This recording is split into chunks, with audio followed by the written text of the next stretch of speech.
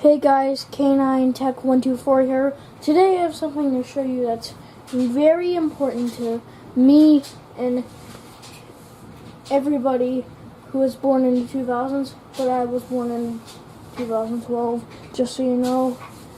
So I wasn't born in that generation, sorry to say. Let's just get into it. The iPod, one of Apple's most successful products besides the iPhone.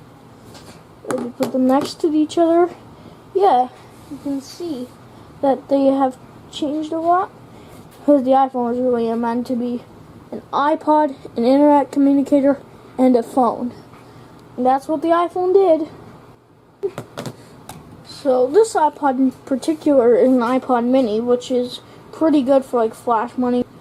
I did flash mod this one a while back, but I took out the battery, hard drive, and just put everything else back in.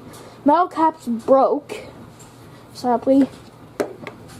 Yeah, this is a pretty special iPod because, this is pretty cool, I know customers hated this one.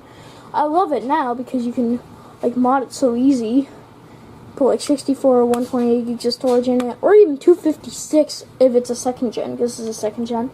The other one I have is also a second gen. This is just going to be put on display from now on. It's just time to say goodbye, of using it. It was nice using this thing, but sorry, I'm going to have to just demote you. Okay.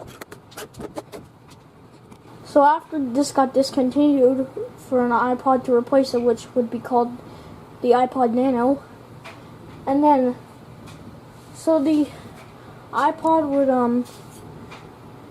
just change completely. It would just stay the same height as this, but it'd get even skinnier, It wouldn't use these little compact flash hard drives anymore. It just uses mechanical hard drives, not compact flash. I'm so stupid. That's for flash modding it. But when you do that, mechanical hard drives suck. They take your battery life. They don't even come in that much storage. For these small, compact flash is way better if you do a flash mod on this, which I'll come up with a video on that sometime.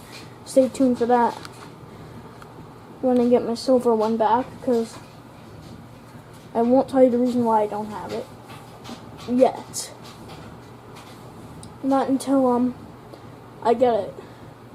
So the iPod, yes, when it first came out, it was immediate success because it would change how music was ever made, because you see the iPod mini is just change the size of it. It would just make it a bit recreate the actual iPod, but make it smaller storage and a smaller, more compact size, which I like.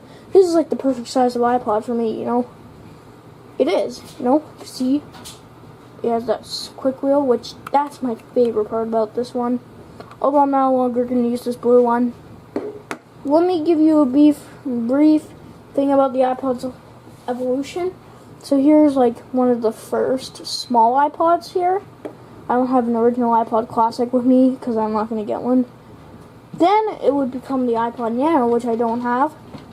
And then after that, another big iPod came out, which would be the iPod Touch. Put them next to each other. This is the iPhone 3GS, which this isn't the original iPhone. This is a 3GS,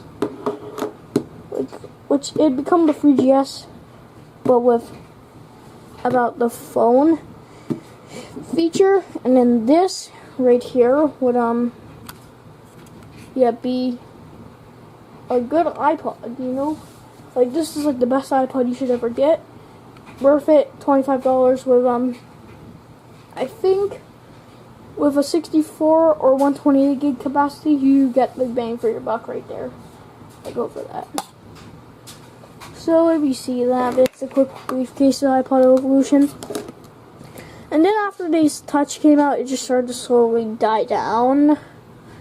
Especially iPod in 2009 when this iPod Touch came out. So yeah, this was the rise and downfall of iPod.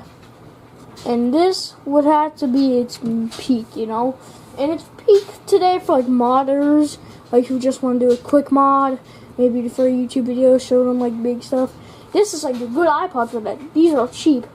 Hardly just recommended. Even Dank Pods does, I guess. So, yeah. So I see you later at K9 Tech 124. Out.